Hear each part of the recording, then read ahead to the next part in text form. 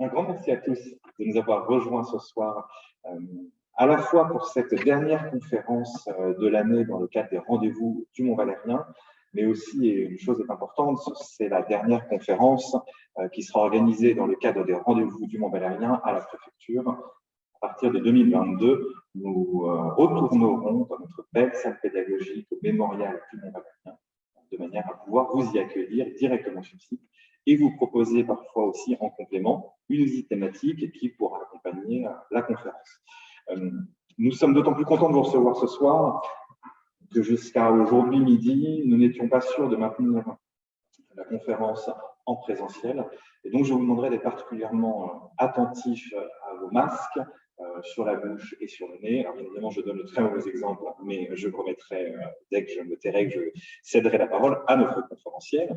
Transition absolument parfaite, que nous avons le plaisir extraordinaire de recevoir ce soir, d'accueillir ce soir. Cela fait plusieurs mois, voire plusieurs années que nous travaillons ensemble sur cette conférence. Et donc, c'est vraiment un grand bonheur de l'avoir pour clôturer ce cycle de l'année 2021. Donc, Stéphanie Trouillard, vous êtes journaliste pour France 24, vous êtes originaire de Nantes, vous avez des racines familiales dans le Morbihan, et ce sont ces racines familiales que vous évoquez à travers ce livre « Mon oncle de l'ombre », cette enquête sur Maquisard Breton. Vous êtes également, depuis de nombreuses années, spécialiste de l'histoire à la fois familiale et nationale de la Première Guerre mondiale et de la Seconde Guerre mondiale. Et pour un département comme les Hauts-de-Seine, ça nous intéresse tout particulièrement, surtout le travail de bande dessinée que vous avez fait autour des lettres de Louise Pikowski, qui était à Boulogne-Billancourt, et une bande dessinée que je vous invite fortement à découvrir. Et donc ce soir, vous venez nous présenter un petit peu tout ce travail de mémoire que vous avez mené autour de cet oncle, de cette mémoire intime, de cette mémoire familiale, et qui finalement reboucle exactement avec le travail quotidien d'un mémorial comme celui du Mont-Valérien, qui est derrière la mémoire nationale, derrière les grands événements. Il y a une mémoire individuelle qui se crée, que l'on a besoin de découvrir et de raconter, et c'est pour ça que nous sommes absolument enchantés de vous accueillir ce soir, et je me tais immédiatement pour avoir le bonheur d'écouter et de voir vos paroles. Merci beaucoup. Merci à vous, je suis très contente d'être là. C'est vrai que ça fait plusieurs mois qu'on essaye de faire cette conférence et là, ça passe entre les gouttes. Je vais finir par croire que je portais la place. Et donc, je suis vraiment contente d'être avec vous et de vous présenter ce soir mon travail de recherche pour reconstituer le parcours de mon grand-oncle résistant. Donc, je vais partager un PowerPoint que j'ai préparé. Voilà, je pense que ça s'affiche correctement. Donc, comme vous le disiez, moi je suis journaliste, je travaille pour France 24, donc la plupart du temps je travaille sur l'actualité internationale, sur la chaîne France 24 et la chaîne internationale de la France, mais je me suis spécialisée ces dernières années dans l'histoire, en travaillant d'abord sur le centenaire de 14-18 pendant plusieurs années, et sur l'histoire de la Seconde Guerre mondiale, du fait de l'histoire de ma famille. C'est comme ça que j'en suis venue à m'intéresser à cette période. Et donc, je vais vous présenter tout d'abord ma famille et comment j'en suis venue à m'intéresser à cette période de l'histoire. Donc, comme vous le disiez, mes racines familiales sont dans le Morbihan. Ça, c'est une photo de famille, comme certainement certains d'entre vous l'ont vu chez leurs grands-parents et leurs grands-parents sur le buffet de la cuisine. C'est la photo de mariage de mes grands-parents maternels. C'est une photo qui a été prise en 1950. Dans un petit village qui s'appelle Carreau et qui se situe, je vais vous montrer une carte, donc c'est la photo de mariage de mes grands-parents, donc on voit ici mon grand-père Félix Bondet et ma grand-mère qui s'appelait Célestine Jutel, et donc ça a été pris à Carreau, c'est un village qui se trouve dans le nord-est du Morbihan, dans le pays de Malétroit, pour ceux qui connaissent, où il y a la ville de Plouermel aussi qui est pas très très loin. Et c'est là que j'allais régulièrement pour les vacances ou pour les week-ends. Malheureusement, je n'ai pas connu ma grand-mère, mais donc on allait voir mon grand-père qui était veuf. Donc ça, c'est moi pour vous situer à l'époque avec mon grand-père Félix. Je n'ai pas trop changé, j'espère, à part les bottes là, sur cette photo. Donc on allait très souvent chez mon grand-père, parce que moi j'ai grandi à Nantes, c'était pas très loin d'aller dans le Morbihan. Et quand j'étais petite, je savais donc que mon grand-père avait perdu son frère durant la guerre, parce qu'il avait été tué dans la résistance et que ce frère s'appelait André. Mais c'est à peu près tout ce que je savais. Je n'ai jamais entendu mon grand-père en parler. Je me souviens que quand il y avait des films à la télé sur la Seconde Guerre mondiale, ce qui arrive quand même pratiquement toutes les semaines en France, ils nous disaient d'éteindre la télé, que ces choses-là, c'était pas beau. Et donc, je n'ai jamais entendu dire quoi que ce soit sur ce grand frère. J'avais cette vague idée qu'il y avait un résistant dans notre famille qui avait été tué parce qu'il était résistant, mais je n'avais jamais eu d'informations sur cet homme, sur mon grand-oncle. J'avais aussi toujours conscience de cette histoire avec ce portrait qui était dans la chambre de mon grand-père, la photo de son frère, André, qu'il a gardé toute sa vie dans sa chambre. Et quand mon grand-père est décédé, donc j'avais 17 ans et je n'avais jamais abordé ce sujet avec lui. Et il était malheureusement trop tard pour lui poser des questions. Et il y a une dizaine d'années, en fait, mon père s'est lancé dans une passion qui absorbe beaucoup de Français, la généalogie. Et je me suis dit comment je pourrais aider mon père à refaire un petit peu la généalogie de la famille. Et je me suis dit pourquoi je ne m'intéresserais pas aux soldats de la famille, comme déjà j'avais cette passion pour la Seconde Guerre mondiale. Et en remontant tout simplement l'arbre généalogique, la première personne sur laquelle je suis tombée, c'est ce fameux grand-oncle André, mort pour la France lors de la Seconde Guerre mondiale. Et je me suis dit, mais en fait, on a ce héros, entre guillemets, dans la famille, mais en fait, je ne sais rien sur lui, personne n'est capable de me dire quoi que ce soit sur ce qui lui est arrivé. Et donc, j'ai commencé à me lancer dans des recherches. Peut-être le fait d'être journaliste aussi m'a poussée à faire cette enquête. Et donc, j'ai commencé tout naturellement à vouloir en savoir plus sur ce grand-oncle. Donc, pour commencer, j'avais vraiment pas grand-chose. J'avais cette photo qu'on a bien sûr récupérée au décès de mon grand-père, ce fameux portrait, avec son frère André. Et j'avais une date de décès, le 12 juillet 1944. Je savais qu'il avait été tué dans un village qui s'appelle Plumelec, donc je vais vous situer aussi sur cette carte. Donc mon grand-oncle était originaire d'un village qui s'appelle Boal, toujours dans le pays de Malétroit, et il a été tué dans un village qui s'appelle Plumelec, et qui est un tout petit peu plus à l'ouest, et qui est situé à quelques kilomètres de sa ville natale. Donc, vous voyez, pour commencer, j'avais vraiment pas beaucoup d'informations. Une photo et une date, et bien sûr son nom. Donc, je savais que mes arrière-grands-parents venaient de ce village qui s'appelle Boal. Ça, c'est la maison de famille. Mon arrière-grand-père était charron. Donc, pour ceux qui ne savent pas ce qu'était ce métier qui a aujourd'hui disparu, c'est lui qui faisait les cerclages en bois des roues de charrette. Et ma grand-mère tenait une petite ferme en complément avec quelques bêtes. Je n'avais pas beaucoup d'informations sur eux non plus. C'est la seule photo où on les voit. En fait, c'est tiré de cette fameuse photo de mariage que je vous ai montrée tout à l'heure. C'est la seule fois où on a leur visage parce que à l'époque, c'était des gens très modestes, des paysans, lui était artisan et il n'y avait pas beaucoup de photos qui avaient été prises dans ma famille, comme dans beaucoup de familles. Donc, c'est le seul portrait qu'on ait d'eux. Et ils sont malheureusement décédés assez jeunes, dans les années 50. Donc, ma mère les a pas connus. Donc, on n'avait pas non plus leur témoignage direct sur cette période. Donc, voilà. Donc, en gros, j'avais un portrait, une date de naissance. Je savais qui étaient mes arrière-grands-parents, où ils habitaient, mais c'est à peu près tout. Donc, pour commencer mes recherches, je suis allée tout simplement sur un site que certains d'entre vous doivent connaître pour démarrer toute bonne recherche sur la Seconde Guerre mondiale et sur la résistance. Je vous invite à aller donc sur le site de Mémoire des Hommes, qui est le site du service des archives des armées et qui s'est grandement augmenté ces dernières années. Les bases de données qu'on y trouve sont de plus en plus importantes. Moi, quand j'avais commencé mes recherches, il n'y avait pas tout ça. Il fallait encore envoyer des courriers. Et maintenant, en fait, vous pouvez aller, vous voyez, c'est classé par conflit et opération sur ce site. Donc, vous avez notamment, si vous avez regardé sur la Première Guerre mondiale, vous avez les 1,4 million de fiches numérisées des soldats morts pour la France. Et pour la période qui nous intéresse, la Seconde Guerre mondiale, vous avez cette base de données qui s'appelle Titres, homologation et services pour faits de résistance. Donc, on y trouve, dans cette base de données, la base de données qui recense les 600 000 dossiers qui ont été établis après la guerre pour faire reconnaître le titre de résistant.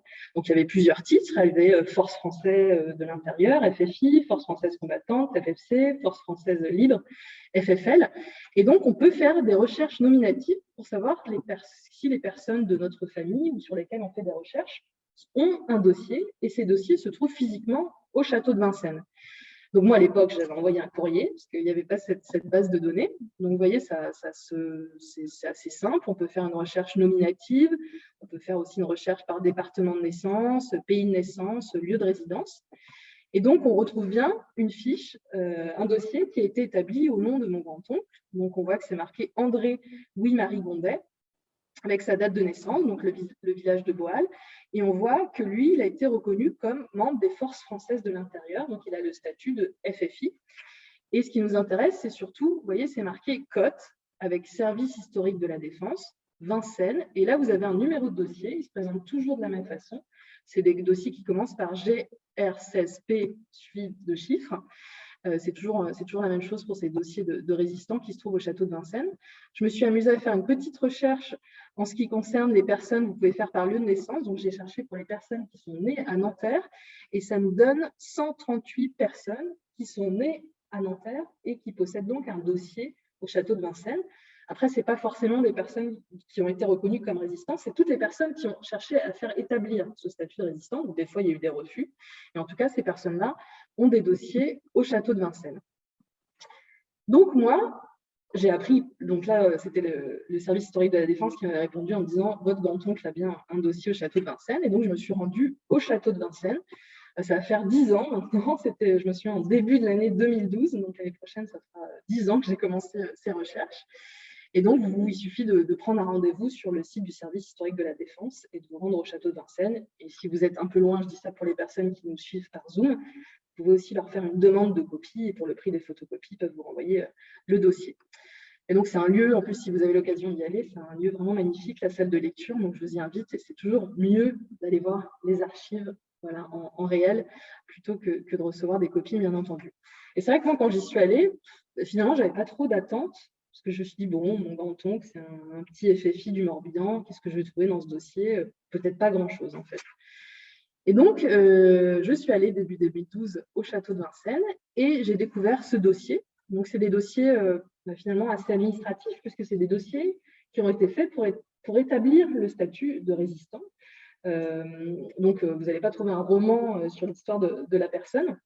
C'est très administratif. Il y a toujours cette première page que l'on retrouve. On retrouve cette fameuse cote, 16P suivi d'un chiffre. Donc là, on voit que c'est marqué l'identité de mon grand-oncle, son nom, et c'est marqué FFI entouré. Donc, c'est bien qu'il a été reconnu comme FFI et que ce dossier concerne un membre des forces françaises de l'intérieur. Moi, ce qui m'a ému, en fait, je vous disais aussi, c'est pour ça que c'est important aussi souvent quand on va voir les dossiers, on touche les véritables archives. Moi, ce qui m'a ému, c'est de voir que c'était en fait mon arrière-grand-père qui avait rempli ce dossier, parce que bien entendu, mon grand-oncle avait été tué, comme je vous disais, en juillet 1944. Donc, c'est mon arrière-grand-père qui a souhaité faire reconnaître le statut de son fils en tant que résistant. Et on voit donc que ici, c'est marqué signature de l'intéressé, Monsieur Gondet, qualité père.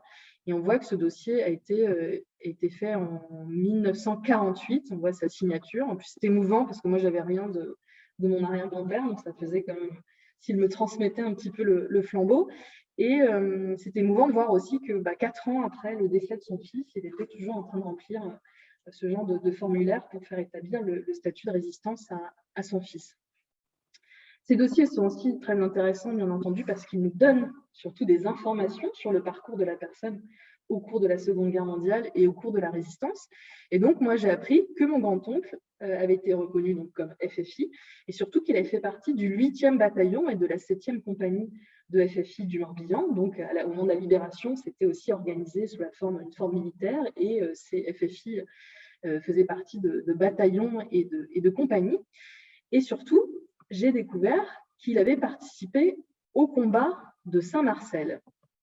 Alors peut-être que ça n'évoque pas grand-chose pour certains d'entre vous, sauf ceux qui sont bretons, mais la bataille de Saint-Marcel a été la bataille la plus importante en ce qui concerne les maquisards bretons. Alors pour vous donner un petit peu de contexte, on revient en fait à juin 1944. Le 6 juin 1944, ça parle à tout le monde normalement. C'est la date du débarquement en Normandie, mais on oublie très souvent qu'il n'y a pas eu que des opérations en Normandie à cette date-là. Et dans la nuit, en fait, la veille du débarquement, il y a eu des opérations de parachutage. Donc, dans la nuit du 5 au 6 juin 1944, il y a des parachutistes de la France libre qui faisaient partie des SAS, donc du Special Air Service, qui avaient été entraînés par les Britanniques, qui ont été parachutés en Bretagne, en 2 zones, dans les Côtes-d'Armor et dans le Morbihan, dont le but, en fait, de faire des opérations de sabotage. En fait, c'était vraiment des hommes qui avaient été entraînés comme des commandos d'aujourd'hui. Et l'idée, c'était qu'ils fassent des opérations de sabotage pour ralentir la remontée des renforts allemands vers la Normandie et aussi pour qu'ils commencent à s'occuper des maquisards qui avaient commencé à s'organiser en Bretagne dans l'optique du début de l'insurrection et de la libération de la France. Donc, il y a plusieurs équipes. Il y en a 2 qui ont été larguées dans les Côtes-d'Armor et 2 qui ont été larguées dans le Morbihan. Il y avait la base Sam-Ouest dans les Côtes-d'Armor et la base Dingson dans le Morbihan. Donc, les parachutistes sont arrivés, donc notamment, moi, c'est la zone qui me concerne, c'est dans le Morbihan, et là, ils se sont rendus compte qu'il y avait déjà pas mal de résistants, de groupes de résistants qui s'étaient formés, et au même moment, on a ordonné aux résistants de cette zone-là de se rendre dans un village donc, qui s'appelle Saint-Marcel, où il y avait déjà une base de parachutage depuis 1943, de parachutage d'armes. Et le mot d'ordre était qu'ils devaient se regrouper à Saint-Marcel pour récupérer des armes et commencer à se préparer pour l'insurrection et la libération. Donc, en quelques jours, c'est près de 3000 personnes qui se sont retrouvées dans cette ferme de Saint-Marcel, entre Saint-Marcel et Serran. C'était la ferme de la Nouette, c'était une famille, les Pondards, qui ont vraiment donné leur ferme à la résistance, si on peut dire. Et donc, des milliers de personnes, d'hommes et de femmes, se sont retrouvés pendant plusieurs jours. On a même appelé ça la Petite France, tellement il y avait de personnes. Et au bout d'un moment, ce qui devait arriver est arrivé. Le 18 juin 1944, il y a une patrouille allemande de la Feldgendarmerie qui arrivait de Plouermel, la grande ville d'à côté, qui est arrivée aux alentours du camp. Et là, il y a eu une opposition avec les résistants, un premier affrontement. Un feldgendarme a réussi à s'échapper et à donner l'alerte. Et pendant toute la journée, il y a eu des affrontements à Saint-Marcel. C'est ce qu'on a appelé la bataille de Saint-Marcel, vraiment une bataille rangée avec d'un côté les résistants qui étaient encadrés par ces parachutistes de la France libre. Il y avait eu d'autres parachutages de parachutistes de la France libre au cours des jours précédents. Et de l'autre côté, les soldats allemands. Et pendant plusieurs heures, ils ont réussi à leur tenir tête, mais au bout d'un moment, il y avait trop de renforts. Et à la fin de la journée, on leur a dit de décrocher. Et les résistants et les parachutistes se sont disséminés dans la campagne environnante. Donc, à travers ce dossier, j'ai appris que mon grand-oncle avait participé à cette fameuse bataille de Saint-Marcel, qui est vraiment la bataille la plus importante qu'il y a eu en Bretagne au cours de la libération. Et j'ai aussi appris d'autres pistes, en fait. Il y avait d'autres éléments intéressants. Vous voyez, c'est marqué qu'il était mécanicien à Guénaud. C'est un village qui se trouve pas très loin de Plumelec. Ça, je ne le savais pas. Il y a aussi, en fait, quand vous regardez ces dossiers, c'est toujours bien de confronter les archives. Ce n'est pas parce que c'est marqué aussi dans le dossier que c'est forcément ce qui était vrai aussi. Il faut un peu prendre ça avec des pincettes. Par exemple, à un moment, sur certaines fiches, c'est marqué qu'il est rentré dans la résistance le 1er janvier 1944, à d'autres moments, le 1er juin 1944. Donc, toujours confronter aussi les dossiers, essayer d'avoir un maximum d'informations pour arriver à la vérité. Je vous conseille aussi en fait d'aller.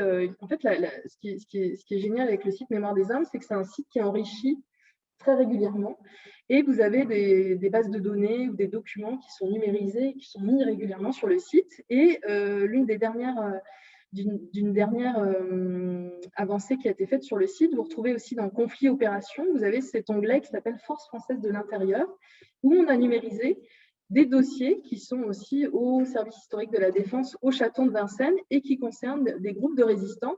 Et là, on a numérisé tous les archives qui concernent le 8e bataillon de FFI du Morbihan. Donc, à l'époque, moi, j'avais dû aller au Château de Vincennes. Maintenant, ça vous facilite le travail, surtout en temps de Covid. C'est pas mal parce qu'on n'a pas à se déplacer. Et donc, vous avez par secteur aussi des dossiers comme ça numérisés, où là aussi, c'est très administratif aussi. Ça ne va pas être un roman sur ce qu'ont fait les membres de ce bataillon, mais ça vous donne quand même les grandes dates des actions auxquelles ils ont procédé, les sabotages, la bataille de Saint-Marcel.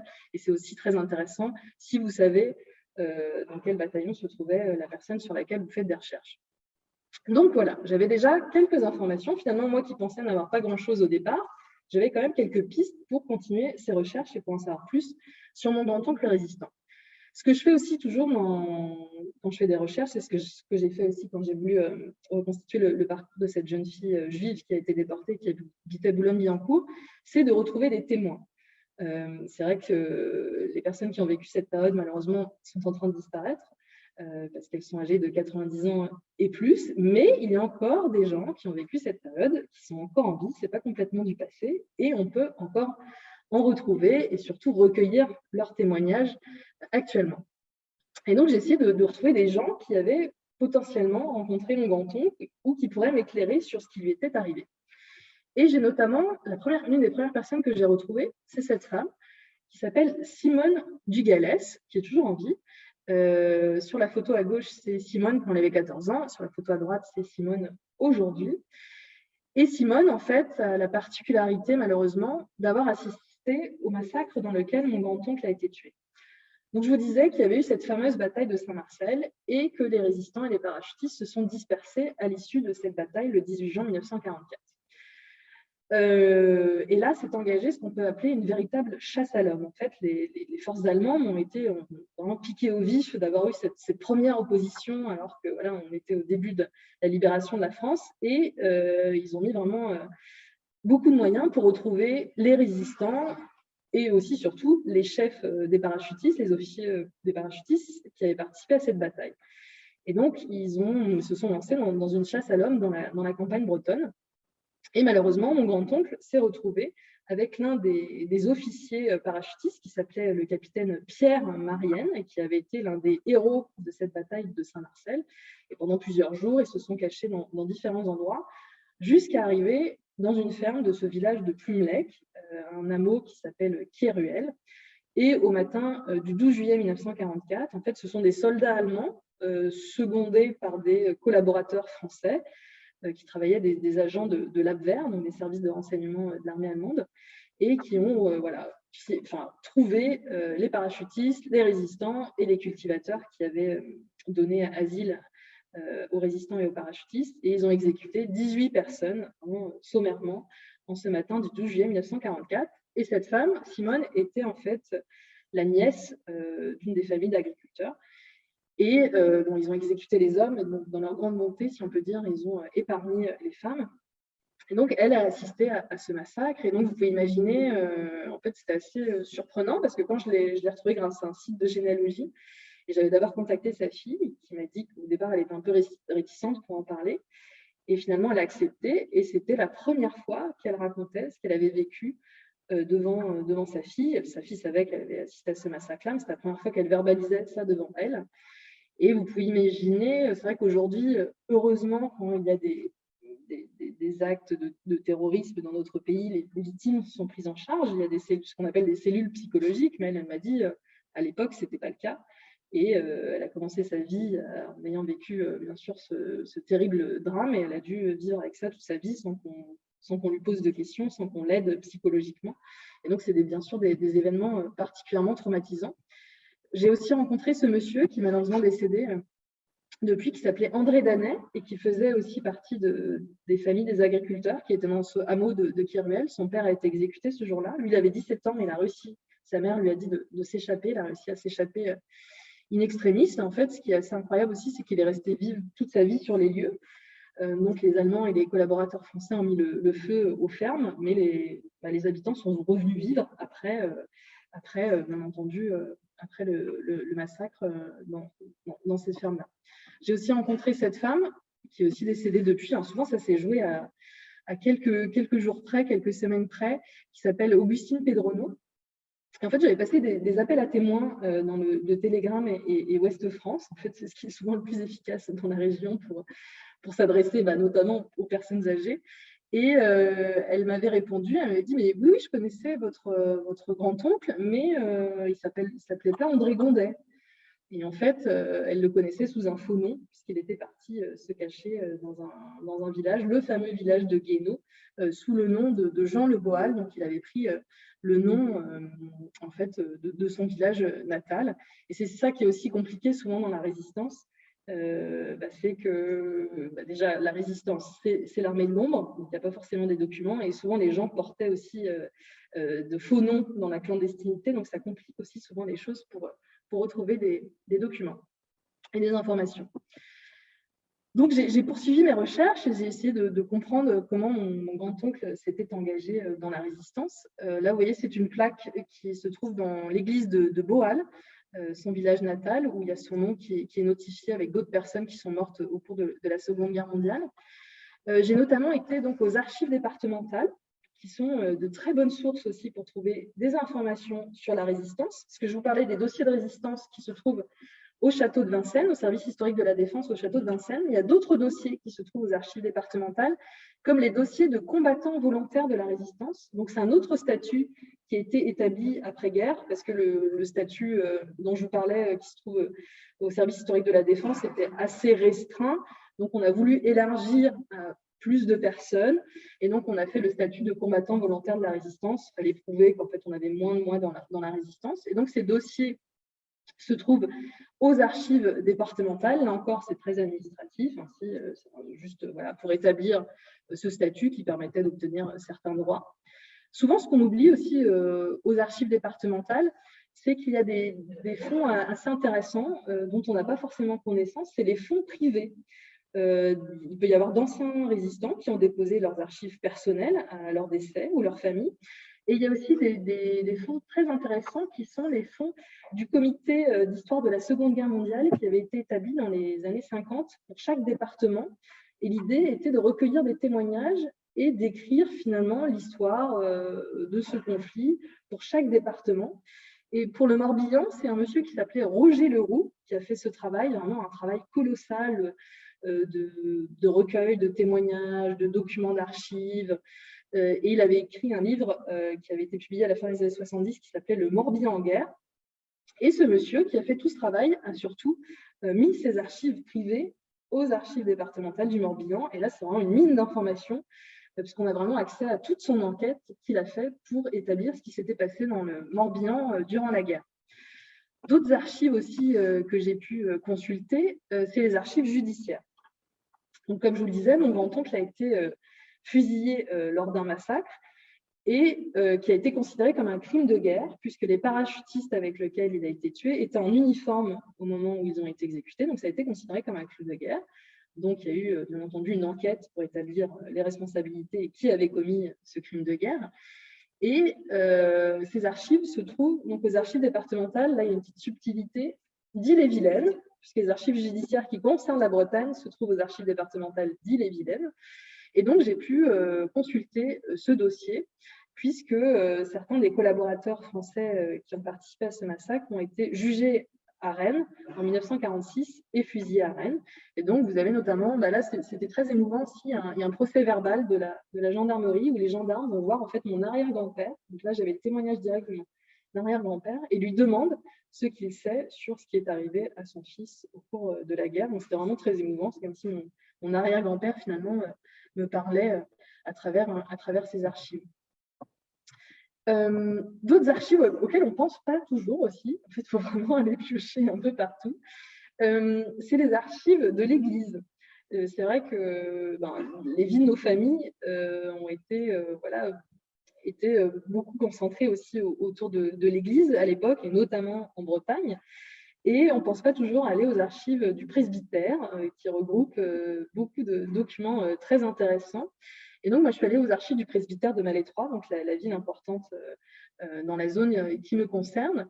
Et j'ai trouvé notamment, en fait, c'est vrai que pour chaque village, il y avait très souvent le curé du village qui avait un journal et qui notait la vie de sa paroisse et des événements qui se passaient. On trouve ça pour la Première Guerre mondiale, la Seconde Guerre mondiale. Et j'ai retrouvé le carnet du curé du village de Boal, d'où venait mon grand-oncle. Et ça m'a permis d'avoir une information que je n'avais pas jusque-là. Donc, il racontait les victimes de la Seconde Guerre mondiale du village et il parlait bien sûr de mon grand-oncle. Et il disait que mon grand-oncle avait été tué au cours d'un massacre et surtout qu'en fait, avant de rejoindre la résistance, il avait été envoyé au service du travail obligatoire en Allemagne. Et ça, c'est une information que je n'avais pas. J'en ai parlé à ma mère. Mon grand-père n'en avait absolument pas parlé. Et c'était vraiment une information tirée de ce carnet de ce curé. Donc ça m'a permis d'avancer sur d'autres pistes. Et cette information, j'ai pu en avoir la confirmation dans d'autres archives. Alors ça, c'est un centre d'archives que je vous conseille aussi, que les gens connaissent peu, malheureusement. Je vous parlais tout à l'heure du service historique de la Défense. En fait, il y a plusieurs bureaux du service historique de la Défense. Vous avez le château de Vincennes, qui est l'un des plus importants. On retrouve ces fameux dossiers de résistants. Et vous avez aussi un bureau à Caen, qui apporte un nom un peu compliqué, c'est le Bureau des archives des victimes des conflits contemporains. C'est-à-dire que pour la période de la Seconde Guerre mondiale, vous allez retrouver les dossiers des personnes qui ont été victimes de la Seconde Guerre mondiale. Donc, vous avez les dossiers de prisonniers de guerre, les dossiers de déportés, que ce soit pour motifs raciaux ou pour motifs politiques. Vous avez les dossiers de fusillés, les dossiers d'internés et les dossiers de travailleurs forcés. C'est vraiment une mine d'informations et ça concerne souvent au moins un membre de notre famille. Et donc, je les ai contactés. Et effectivement, ils avaient 2 dossiers, en fait, pour ce qui concerne mon grand-oncle. Ils avaient un dossier en tant que de victime, en tant que fusillé, et aussi un dossier en tant que travailleur forcé.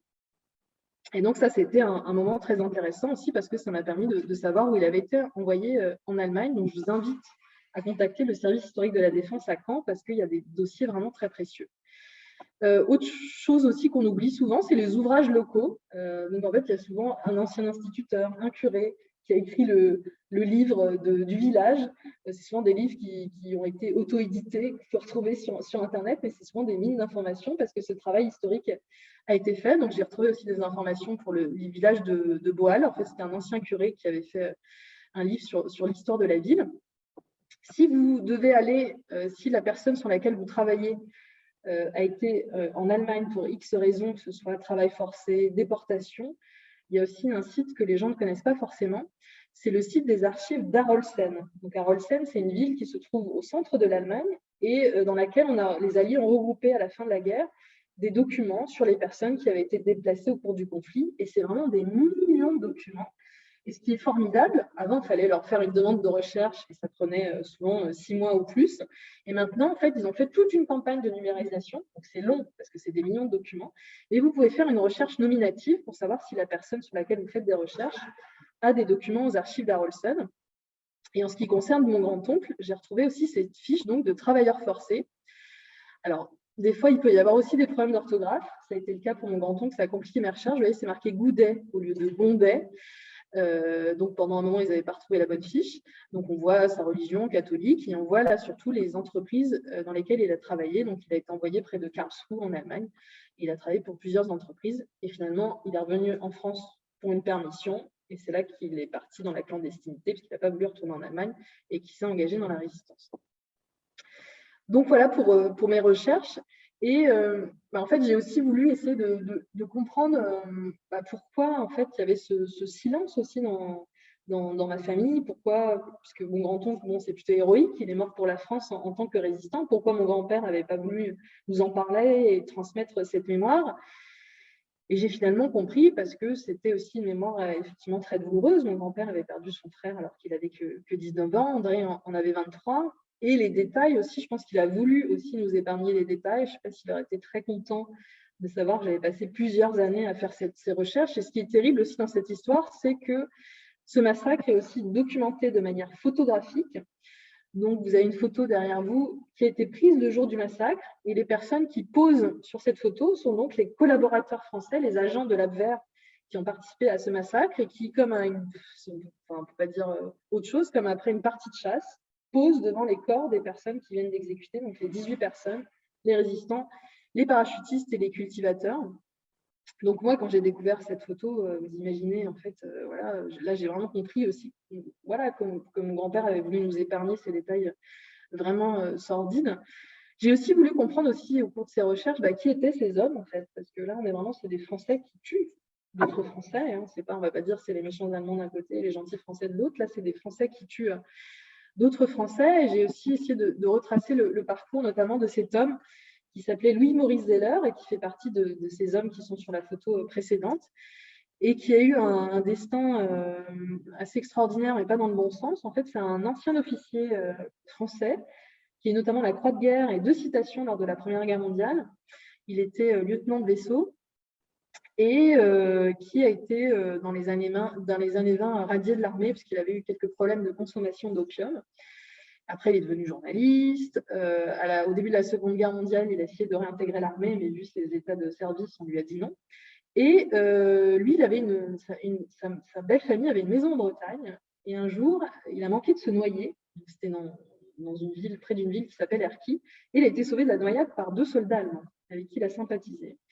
Et de fil en aiguille, certainement aussi parce qu'il était plutôt favorable à cette idéologie, il s'est retrouvé dans la Légion des volontaires français contre le bolchevisme. Donc on le voit sur la photo à gauche, il a porté l'uniforme allemand, il s'est retrouvé sur le front de l'Est, mais très vite, il n'avait pas un très bon état de santé, donc il est revenu en Bretagne, où il a monté un bureau de recrutement. Et là, il a finalement été engagé par l'ASD, donc les services de renseignement de la SS, comme agent, où on lui a donné pour mission de chasser les réfractaires, les résistants dans les Côtes d'Armor. Il a été très bon, en fait. Il a mis vraiment son intelligence au service de l'ennemi et il s'est trouvé très bon dans ce travail. Il a été tellement bon qu'au bout d'un moment, il s'est trouvé grillé, si on peut dire, dans les Côtes d'Armor. Donc, il est parti dans le Finistère, où là, il est devenu agent de l'Abwehr, donc des services de renseignement de l'armée allemande. Et là encore, il s'est monté très bon. Il a fait arrêter beaucoup de personnes, des personnes qui ont ensuite été déportées et dont peu sont revenus. Et au début de l'été 1944, il a finalement été missionné pour aller dans le Morbihan et traquer les parachutistes et les résistants qui avaient participé à la bataille de Saint-Marcel. Et il s'est encore une fois révélé très bon dans ce travail. Et c'est lui donc, qui a retrouvé la trace du capitaine Marienne dans la ferme de Kirvel et qui a procédé à l'exécution de 18 personnes. Et donc voilà, je voulais juste vous montrer aussi un visage. Il n'y avait pas que, voilà, comme j'appelais ça, les héros et les salauds, mais il y a aussi des héros comme ce fameux capitaine Marienne qui avait rejoint en Angleterre la France libre, et donc les parachutistes de la France libre, et qui est mort aux côtés de mon grand-oncle. Pour finir, je voulais juste vous mentionner un autre documentaire que j'ai réalisé récemment, qui m'a amené aussi à aller voir d'autres archives. Donc, je me suis rendu compte en travaillant sur la résistance dans le Morbihan qu'il y avait aussi peu de choses aussi qui avaient été faites aussi sur les femmes résistantes. En fait, j'ai trouvé vraiment peu de choses sur les femmes en faisant ces recherches. Et je m'étais dit que pour mon prochain projet de recherche, j'avais envie de travailler sur une figure féminine. Et je suis tombée un peu par hasard sur cette photo de cette jeune fille, donc la photo à droite, qui a été prise à Auschwitz. Et j'étais assez surprise de voir le sourire de cette jeune fille sur cette photo. Donc, c'est une jeune fille qui s'appelait Lisette Moru et qui était aussi originaire du Morbihan, d'une ville qui s'appelle Port-Louis, qui se trouve près de Lorient. Et j'étais vraiment, je ne sais pas pourquoi, mais frappée par le sourire de cette jeune fille. Et je me suis dit, mais comment cette photo a pu être prise à Auschwitz? Pourquoi elle sourit? Enfin, qui était cette jeune fille? Comment elle s'est retrouvée? Une jeune fille du Morbihan, comment elle s'est retrouvée à Auschwitz? Et donc, j'ai commencé une enquête en me rendant à Port-Louis, donc ce village qui se trouve près de la rade de Lorient. Et en allant dans ce village, j'ai d'abord découvert que finalement, Lisette aurait été déportée à Auschwitz pour avoir tout simplement déposé un bouquet de fleurs au monument aux morts de sa commune. Je me suis dit que c'était peut-être un peu léger quand même comme motif pour avoir été déportée à Auschwitz. J'ai aussi appris en fait que c'est vrai que pour moi Auschwitz c'était surtout la déportation juive en fait de personnes de confession juive, surtout que j'avais travaillé sur cette jeune fille de Boulogne qui a été déportée à Auschwitz, et je me suis rendu compte en fait que Lisette avait fait partie du convoi des 31 000, c'est-à-dire du seul convoi de femmes résistantes françaises à avoir été déportées à Auschwitz. C'est un convoi qui est parti le 24 janvier 1943 avec à peu près 230 femmes. La plupart étaient communistes, ce n'était pas le cas de Lisette. Et donc, elle a fait partie de ce convoi qui était un convoi d'exception. Il y a eu aussi un convoi d'hommes, le convoi des 45 000 qui avait été déporté en 1942. Mais la très grande majorité, bien entendu, des gens qui ont été déportés pour Auschwitz depuis la France, c'était en raison de leur confession juive. Et donc, en creusant un petit peu, je me suis rendu compte que la vérité était un peu différente. En fait, Lisette avait un petit copain à l'époque qui s'appelait Louis, et elle n'avait pas fait que déposer un bouquet de fleurs au monument aux morts de sa ville. Finalement, ce n'était pas vraiment au monument aux morts d'ailleurs, mais c'est sur la tombe d'aviateurs anglais qui avait été abattu. Bien entendu, Lorient était une cible importante qui avait été abattue dans la région. Donc, avec des amis, ils avaient été déposer un bouquet de fleurs. C'était bien sûr interdit parce que c'était une manifestation patriotique. Et Lisette avait aussi commencé à résister à sa façon. Donc, elle avait 17 ans à l'époque, et avec son petit copain, par exemple, elle portait une croix de Lorraine sous le revers de sa veste, commençait à porter des messages pour le médecin de Port-Louis qui était résistant. Et surtout, ils ont commencé à établir une liste des personnes qui travaillaient pour les Allemands à Port-Louis. Et malheureusement, Lisette l'a répété à l'une de ses amies, dont la mère travaillait pour les Allemands, qui l'a répété à sa collègue, et les Allemands pour lesquels elle travaillait ont entendu la conversation. Et donc, ils ont été arrêtés pour ce motif et non pas juste pour un bouquet de fleurs. Et donc, je me suis notamment rendue aux archives départementales aussi, où j'ai retrouvé les registres d'écrou de Lisette et de Louis. Donc, il y a toutes sortes, encore une fois, d'archives que je ne connaissais pas. Et là, j'ai vu aussi qu'il y avait ces registres d'écrou qui se retrouvaient aux archives départementales. J'ai consulté aussi les archives judiciaires, puisqu'il y a bien sûr une enquête après-guerre contre les 2 femmes qui les avaient dénoncées, qui ont été condamnées à de la prison et à l'indignité nationale pour avoir parlé et fait que Lisette et Louis ont été arrêtés par la suite. Donc Lisette a été déportée à Auschwitz et son compagnon Louis a été déporté à Sachsenhausen en Allemagne, près de Berlin, et aucun des deux n'est revenu, bien entendu, de déportation.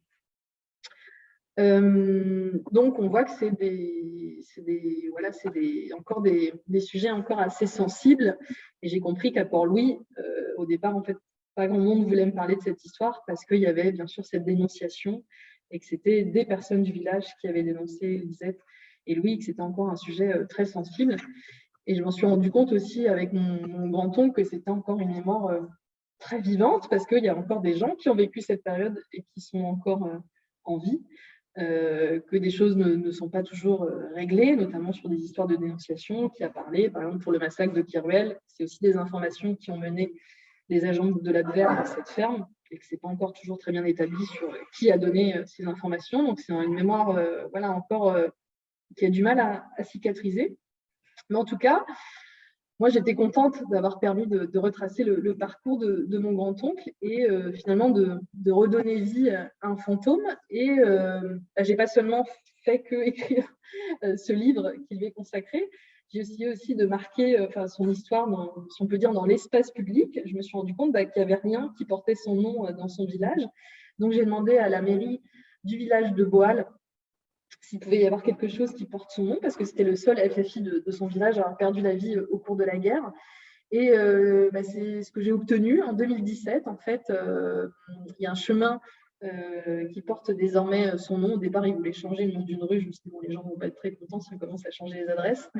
Et donc, ils étaient en train de faire un nouveau chemin dans le village et ils ont accepté qu'il porte son nom. Et donc, on a fait une cérémonie au cours de laquelle on a inauguré une plaque. Et on voit ici des reconstitueurs qui sont venus aussi pour cette cérémonie. Les enfants du village ont aussi chanté le chant des partisans au cours de cette cérémonie.